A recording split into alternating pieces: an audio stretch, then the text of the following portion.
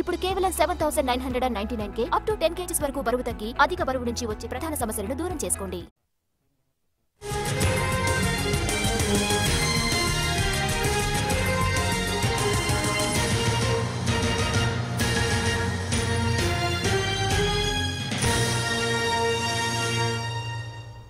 బాపట్ల నియోజకవర్గ వైసీపీలో అసమ్మతి జ్వాలలు ఎగిసిపడుతున్నాయి. సిట్టింగ్ ఎమ్మెల్యే కోన రఘుపతికి టికెట్ ఇవ్వొద్దని గట్టిగా పట్టుబడుతున్నారు.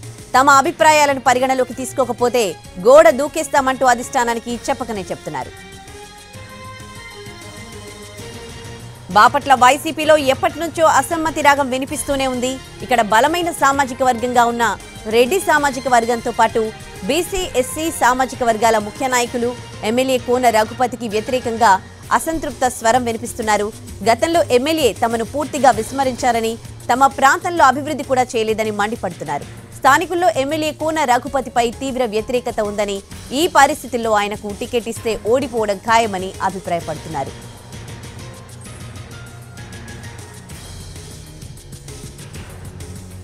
పిట్టలవానిపాలెం, కర్లపాలెం మండలాల జెడ్పీటీసీలతో పాటు పలువురు ఎంపీపీలు, ఎంపీటీసీలు రాజీనామా బాట పట్టే అవకాశం ఉందని పార్టీలో విస్తృతంగా చర్చ జరుగుతోంది. బాపట్ల పట్టణ మాజీ అధ్యక్షులతో పాటు ఎస్సీ సెల్ నాయకులు సైతం ఎమ్మెల్యే కోనకు వ్యతిరేకంగా పనిచేస్తున్నారు. ఆయనకు టికెట్ ఇస్తే రాజీనామాకు సిద్ధమంటున్నారు.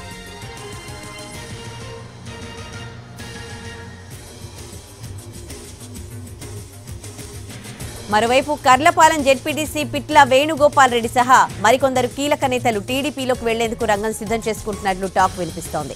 సదరు నేతల ఫోన్లు స్విచ్ ఆఫ్ లో ఉండడం, వాళ్లంతా అజ్ఞాతంలోకి వెళ్లడంతో జరుగుతోన్న ప్రచారానికి బలం చేకూరుస్తోంది.